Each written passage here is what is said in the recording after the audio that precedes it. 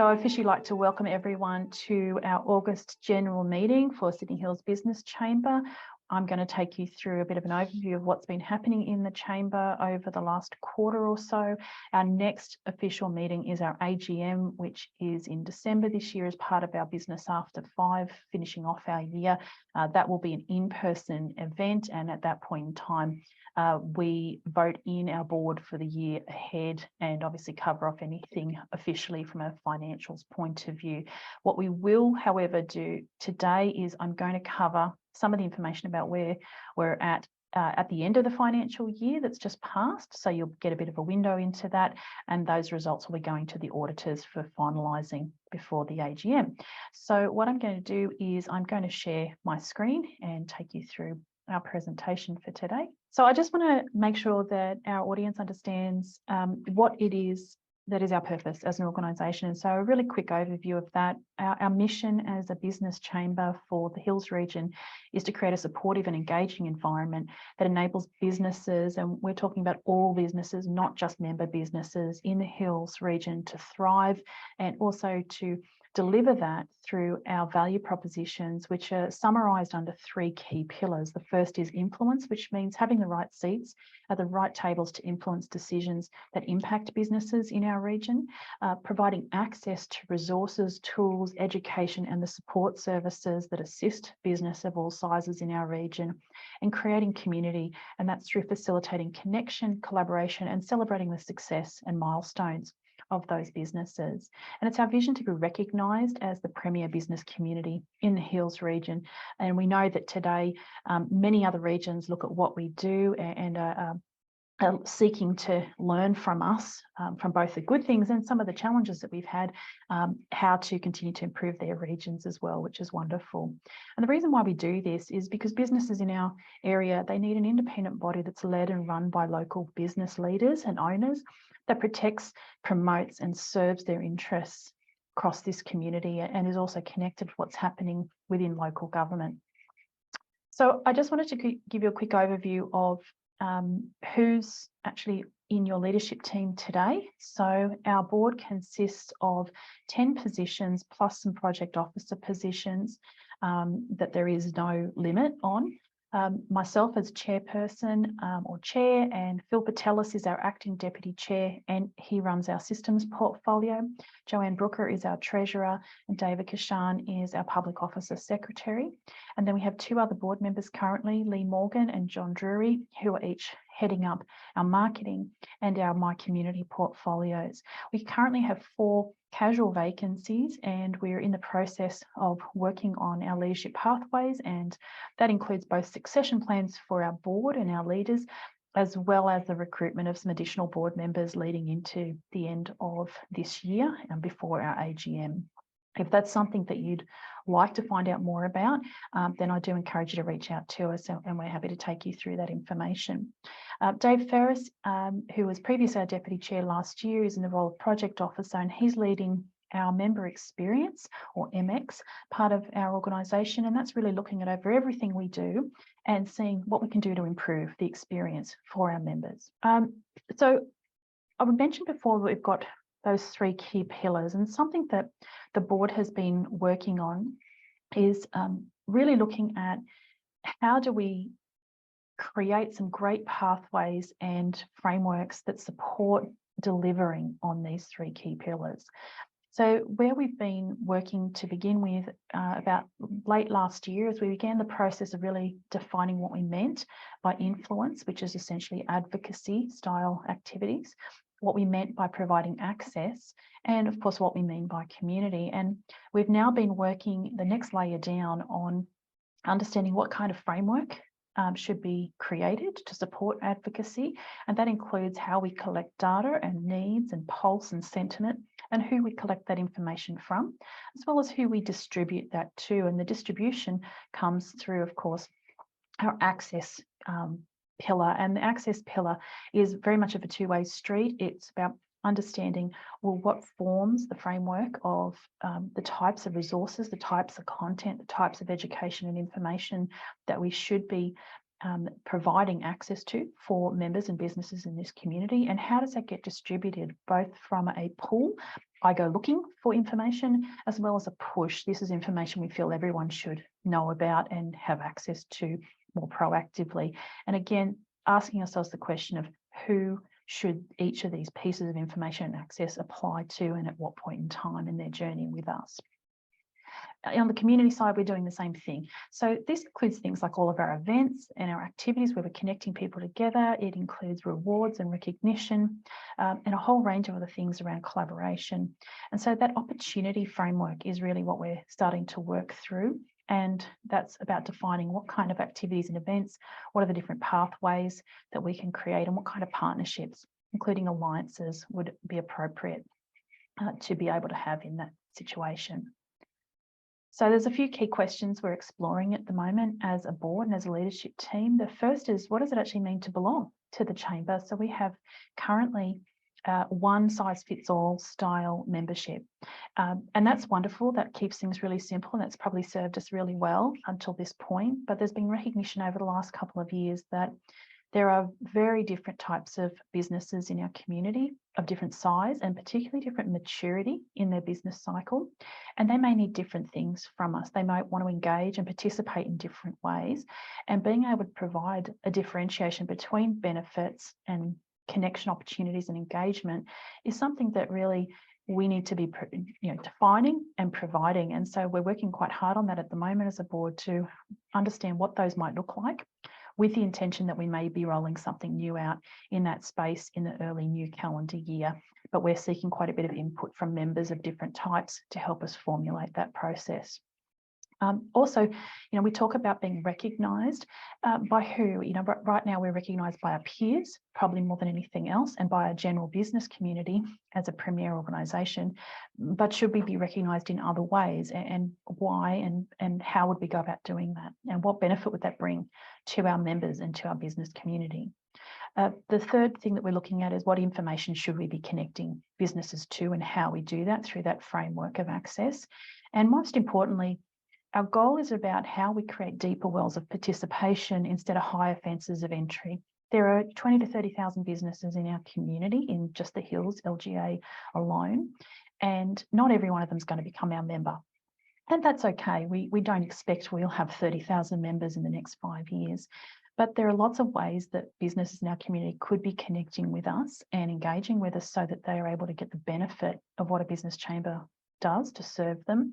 And that means creating easier ways for them to access what it is we do through those participation opportunities, rather than just creating bigger barriers to keep them out unless they meet a certain criteria. So we're just exploring that as part of our membership model and our activities model. And we're always open to any input you'd like to provide in that space.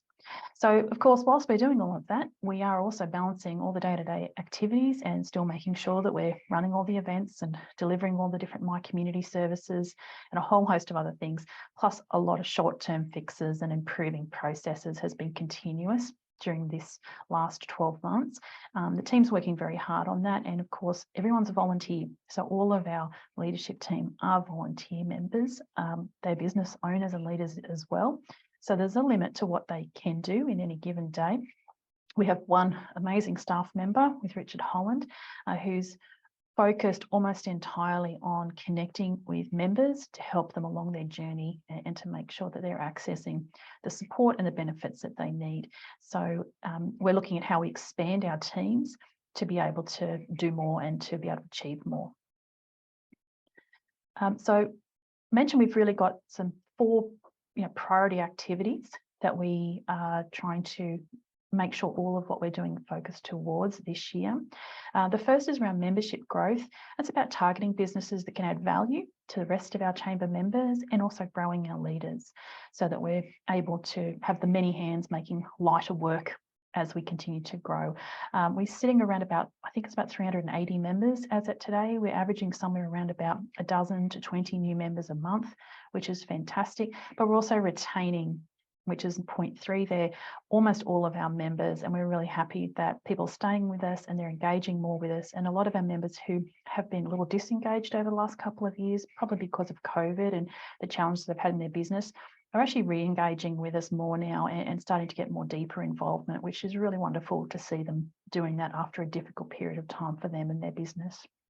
Partnering is a really big piece of our process that we're focused on at the moment.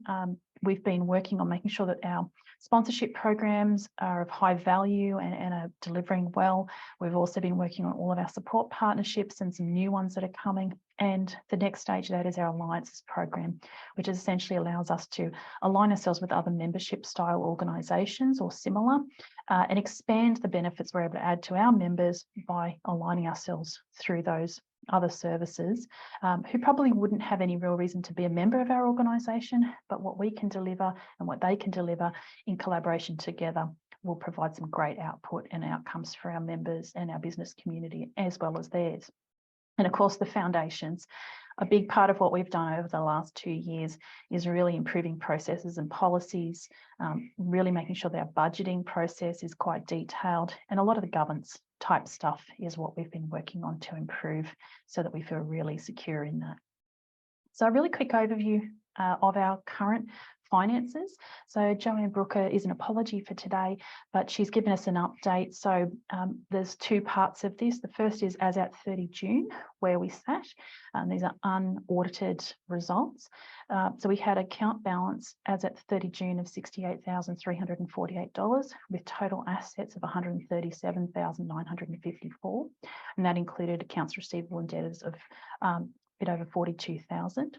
And total liabilities at the end of June 30 were 83,455.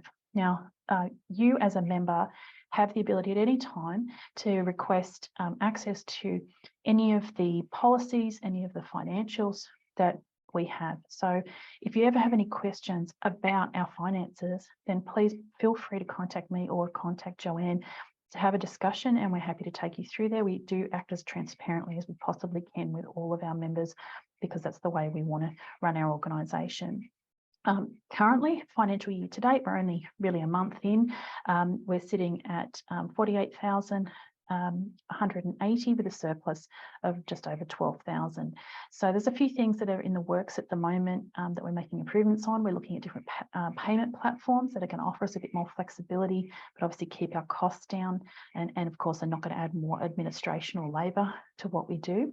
And we've also got a great team that are independent from us, which is Business Depot, who do our bookkeeping for us. They handle our payroll and all of our BAS and all those bookkeeping type tasks that require someone who has those accreditations, and the Findex team, who work as their accountants, and then they outsource further to auditors that are independent of them.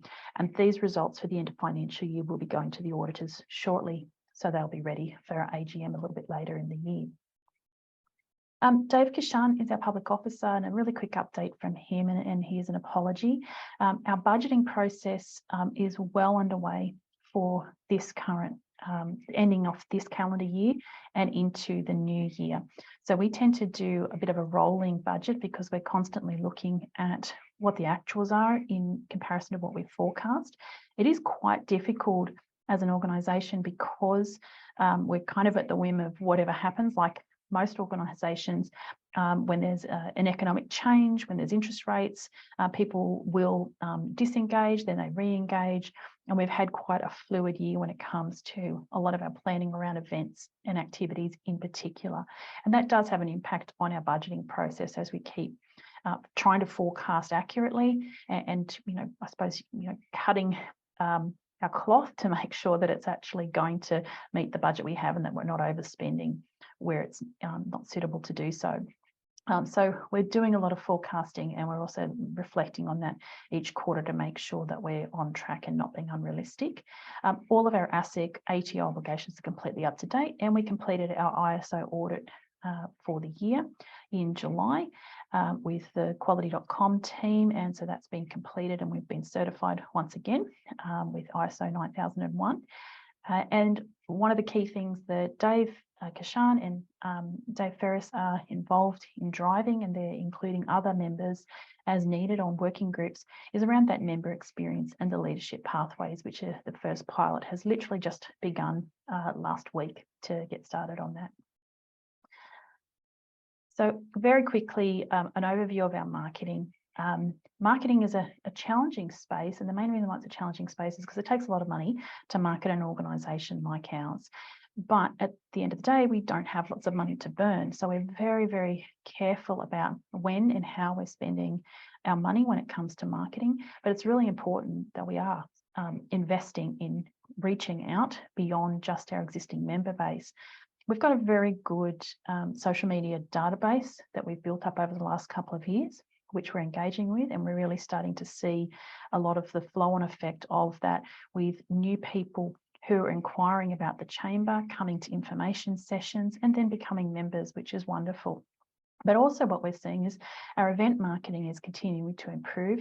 And the reason why we know that that's occurring is it's not just members who are coming to our events. We're seeing quite a decent portion of people attending events who have never experienced the chamber before and are checking us out for the first time. And that's come either through a word of mouth referral, or it's come from them seeing the event posted through various different platforms and have decided to come and check us out. We are going to introduce very shortly, we're just reviewing the process to make sure it works well, a new initiative where we're going to reward members for introducing new members. So the way that will work in very, very broad terms is that if you are a member and you refer the chamber to somebody who is not a member today, they decide to become a member and sign up with us as a member for the next 12 months, then you'll actually get 25% off your membership renewal, which means for every member that you refer, you'll get an additional 25%. So you could end up with free membership if you've referred 4 people, for example, and that's 4 members for us that have come on board as word of mouth. So we do all the heavy lifting when it comes to obviously selling the chamber, and that's Richard's job to chat with those individuals who are new leads. But if you're the person who introduced them to us to begin with, then we want to reward you for that. And so there'll be some information coming out very soon about how that works, and hopefully that will help continue to grow and reward our members who already are referring people to us today. So we'll be continuing to work on a whole heap of automations in the next quarter, which in particular will focus on our onboarding new members process to make it easier for new members to understand what are the different benefits and ways that they can engage and benefit from the chamber. But we'll also be doing the same as people renew with us, because a lot of our existing members who've been with us for a few years actually aren't aware of all the things they could be doing and how to access those things and the processes around it. So we're trying to demystify that in really simple ways, but in a drip-fed situation. And of course, that leads us into technology. So there's continuous work happening with regard to the strategic plan around our technology. And I'm not going to touch on this too deeply, but it is something that Phil in particular, who's leading our systems and technology portfolio, is actively working across all the portfolios to look at how we create automation, how we improve what we're doing using better systems, as well as trying to scope out some major changes to our back-end systems that we'd like to introduce in probably the new calendar year. My community, which is our My Board, My Enterprise, and My Corporate, is streaming along this year. More and more members are getting involved in the different options that are available. We've got some connection activities happening this week for our My Enterprise, My Corporate, and we're seeing some really wonderful relationships become developed through these programs. And the My Community program has always been the lifeblood of the chamber. It is all about creating deeper connections. So if you're not currently a My Community member, you haven't gotten involved in that as a member, and it is free to join.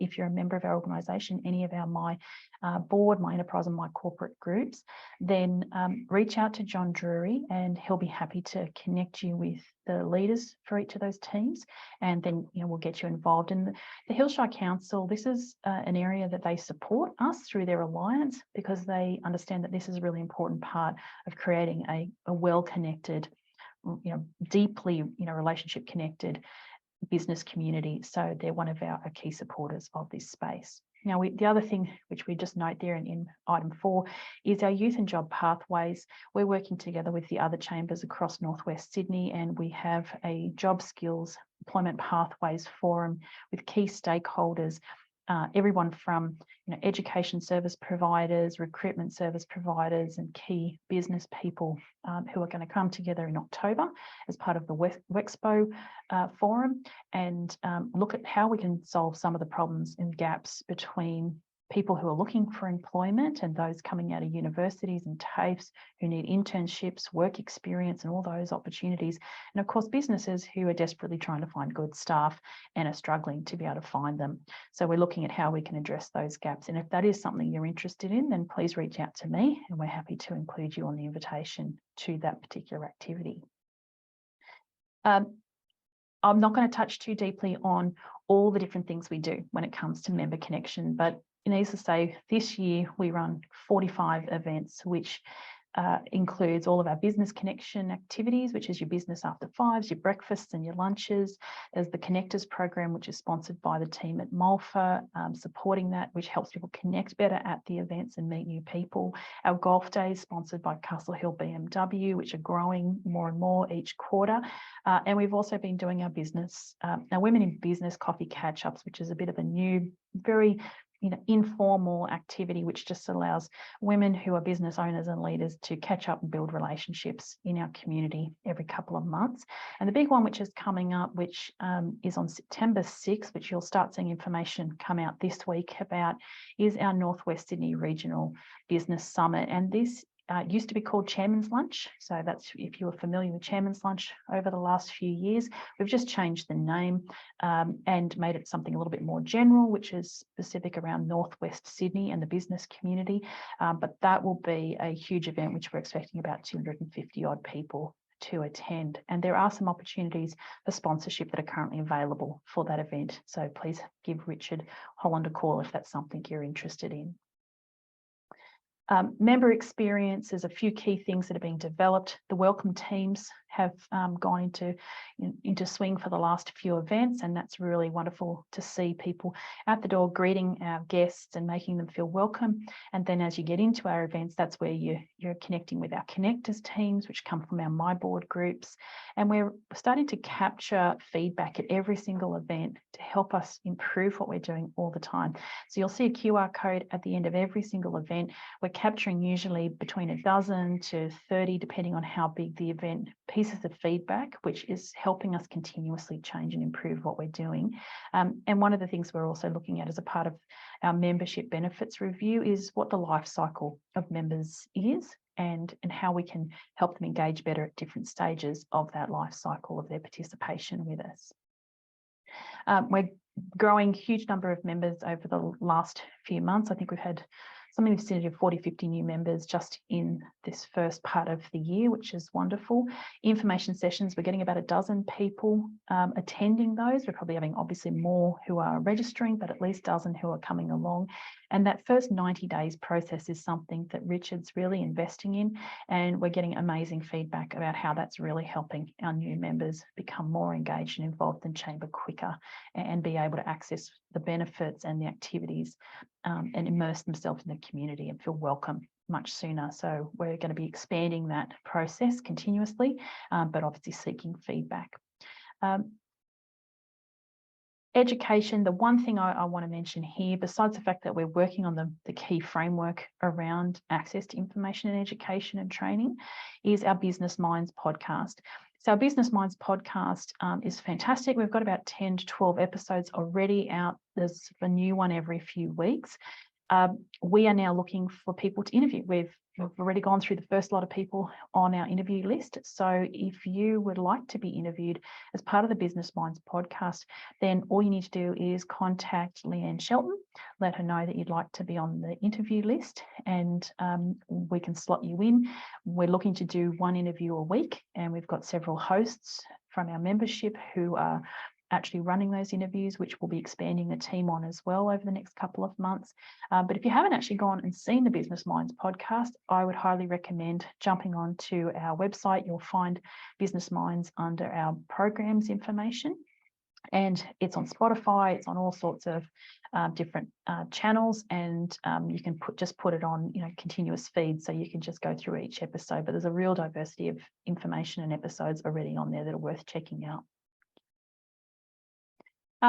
A big thank you to all of our support partners and sponsors. There's a big list you'll see there on screen. We're continuing to develop more and more support partners and alliance partners over the next year.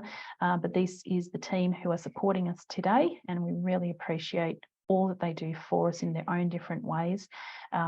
We really couldn't run the chamber without the support of these amazing businesses who give their time and their expertise to assist our teams in doing what they do each day, as well as our amazing board and my board leaders and other leaders who assist us continuously in everything we do on a daily basis.